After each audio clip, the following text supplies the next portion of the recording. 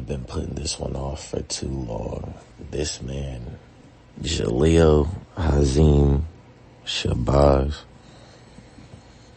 is a legend. Like, when I gotta explain how we came from nothing, like the belly of the beast, this man understands it. I remember the first time we ever met, and I still think of this to this day. I be telling people, when you meet somebody where we're from, you fight. I remember we were at daycare. That's one of my daycare homies. And I remember B, who's older than us, is like, maybe I can't say this is the first time we met, but this is the first I really remember of us. He said, "Jaleel, you're gay." And I'm like, standing there like, what? And he's like, "Jaleel's gay." And I remember I had sat down and I was playing the game, and B kept telling Jaleel he's gay. And he asked me, what would I do if Jaleel sat on my lap? And I was like, I would hit him. You know, that's the program response. That's that programming. B's like, "Jaleel, sit on his lap." I'm like, "Don't sit on my lap." Jaleel, B's like, "Jaleel, sit on his lap." Jaleel's telling him no. I'm like, "Don't sit on my lap." I remember looking at Jaleel and he looked scared, and B said, "Sit on his lap." Jaleel came to sit on my lap, and I hit him. And B was laughing, but that's what it is. But anyways, moving on. We're at that daycare every day, so we got to see each other every day. We become good friends. We become like family. We stay playing Twisted Metal, Siphon Filter, Resident Evil, the wrestling, all that shit. You know what I'm saying?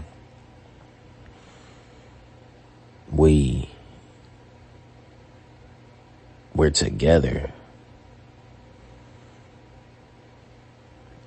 And as we progress through life, Jaleel lives down the street. Like, okay, to explain this, I live on Buell, B lives on Buell, D went from Candlelight to living on the road behind Buell. Jaleel lived deeper in the neighborhood, but we'd go to his house and he had the Dreamcast, and we just love, being over there playing the game with him. He had, I remember he had that Spawn video game. We liked that. And he moved to the neighborhood next to ours, and we'd go over there and play the game with him there. I think that's where we first discovered Halo 2.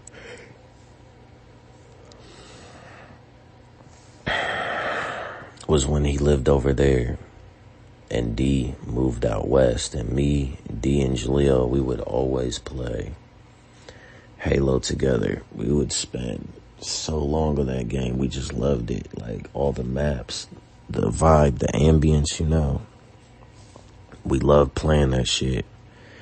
Then I remember Jaleel moved on Robin Wood by Lily. Really terrible ass neighborhood for the time period. And we'd be over at his house, all of us chilling and shit. And we had so many adventures, it was ridiculous. But I feel like, since I was always hitting the other kids outside, because they'd be on that and I'd have to make them pipe down.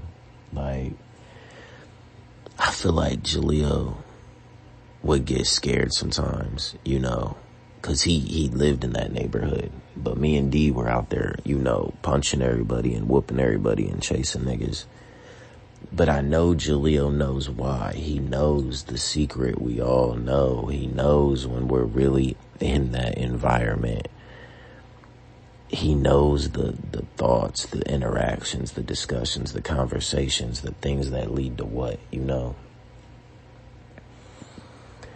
He knows that we had to defend ourselves, and since he was more on he's just a good spirit, a good soul, you know, he was more on the good side. Sometimes I have to be like, yo, wait here, I'm about to go crash these niggas, you know? And I go out and do that and come back. But I know one time someone threw a rock through his window, and I know another time someone shot up his house. And I feel like he didn't quite know how to convey it to us, but he felt like that stuff went down because of the beef we had out there, you know, not because of him and his family.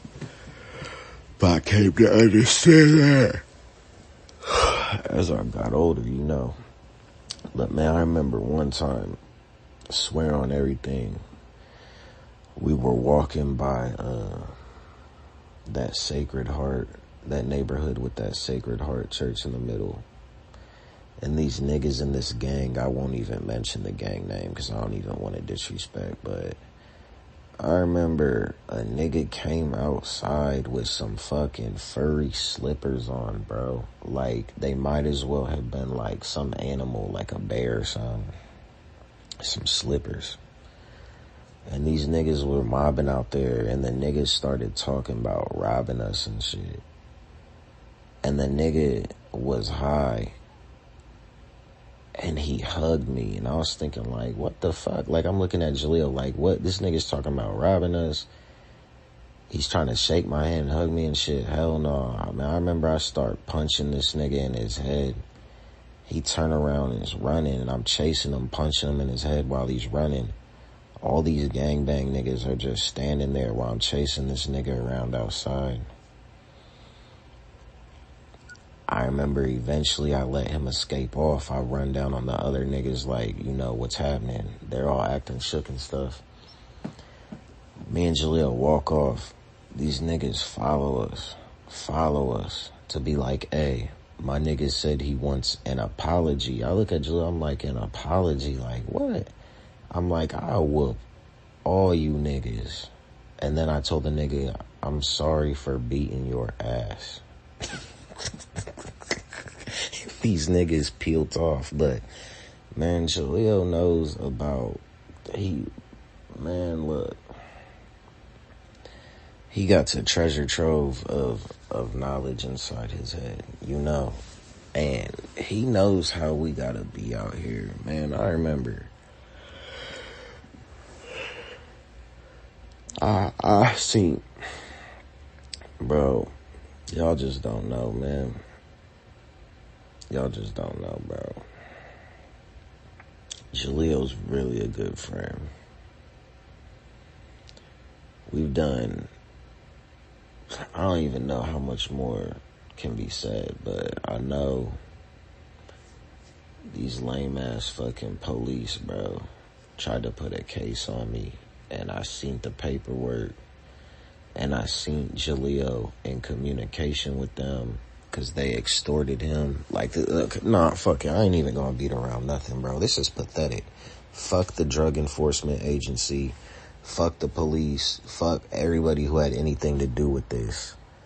Y'all literally raided our motherfucking house looking for a gun like some stupid idiots, bro.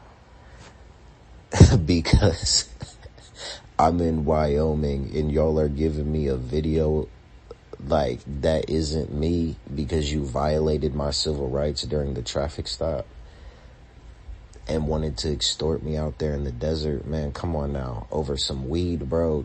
Man, fuck y'all. Suck my dick, man. As a black man, this is what I'm saying. And no, don't do that. Fuck, I'm not one of them niggas. I meant have your wife suck my dick. Fuck you, you fucking bitch ass cops. Look. I had the most peaceful entrepreneurial shit going and was uplifting my community. And at our crib, you know what me, Jaleel, and Javon were doing? We were waking up and watching anime on the TV, bro. We were happy we could afford we were happy we could fucking afford to finally sit around and have an adventure. Play the game. I remember he was playing that weird ass game Bungie created. It was after they got rid of Halo. They created something else. I didn't like it, but Jaleel liked it, and I would watch him play it. And we would watch anime and we would have fun, you know? And that's all we were doing was chilling. Y'all raided the crib and extorted Jaleel. Come on now, bro. Did y'all think y'all were coming at some tough, like, black gangsters when you did that? Did y'all feel empowered? Did you feel empowered when 8 faggot-ass cops run down on, like, one nice black man with a kind spirit and a good soul who's genuinely a good person, you know? Did y'all feel tough when y'all went through the crib? Did any of that, you know? Did you feel like you were defending America, you know? When out there in California and Oregon, they just grow weed like how we grow corn in Indiana, you know? Did you feel tough arresting someone and alleging that they're moving pounds of leaf material from that people want, by the way, from one in a location they're not supposed to move it, but you guys can't even shut down Elon Musk, who will launch a rocket when you don't want him to launch a rocket, and he'll launch that into space, and your reasoning behind him not being allowed to do that in the first place is because it might, like, blow up and the debris might hurt people or something. Come on now. Y'all don't even make sense, bro. Y'all don't even make sense. I got absolutely no respect for the system. None of that. I saw the paperwork. I saw everything Jaleel said about me. And you know what? I would never, ever let these streets play me into thinking that I would have to kill my own friend for being a snitch. Hell no. I met this man's mom, his brothers, his grandma. Come on now. His grandma would talk to us about Jim Crow days. Y'all don't know nothing about that. Y'all faggot-ass, bitch-ass police. Y'all General Motors fucking sacks of shit. Y'all don't know nothing about that, about being in the crib and having your friend's grandma talking about the old days and shit, man. Come on now. I had never in my life heard him. I saw what he wrote on the paper. I understand they extorted him, all that. But like I always said, I don't care how y'all perceive us. We're not all the same. I always told people Jaleel's family is like what you see on, like, the Cosbys or the Fresh Prince or something, you know. They're good. They're genuine spirits. It just so happened that we're African American and we're from a high crime zone, you know. I don't hold nothing against him at all. He was scared. I knew he wasn't about that life. I always knew. That's why he's always tucked up in the crib. If we ever had beef or someone would say some shit, I tell him, sit in there. I'm going to go out. I'm going to go do that, you know. I'm going to go handle it. And we get back, and what we do when we get back, we play the game. Me, Jaleel, and Deshaun played so many games together. Had so many adventures, you know. So many moments. And I wish we could all get up again. But as time progresses, I see that the chances of that reoccurring are so low. It's just not feasible, you know.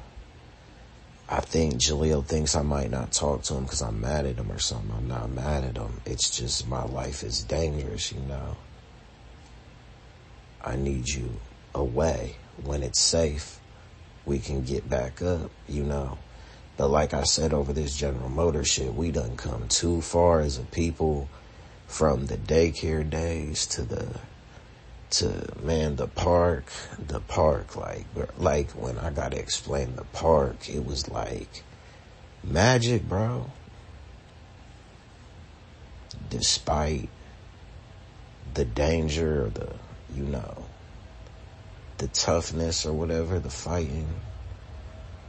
We used to play the table game. Only me, B, D, Jaleel, Kevin, Dustin, Erica, and Darius, because he played with us one time and he busted his chin, okay, and cried. And motherfucking OJ know what the table game is. I don't think nobody knows what the table game is. Come on now, we know about the table game. Fast forward to 2021. I'm getting fired from General Motors and being told I don't talk to a black person because they're black. Like, get the fuck out of here. We used to play the table game. And I'm going to add one more person. I think Myasia knows what the table game is too. But she's dead right now. So, R.I.P. Anyway, Jaleel, I know you remember all this shit. You're a legend, you know. I still remember you went to boxing. You learned how to box. You did all that. You are a champion in my books. You need to understand.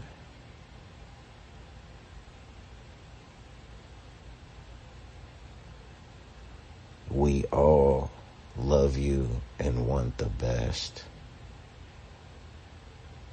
Life just got weird. It just got weird. And it's cool, you know.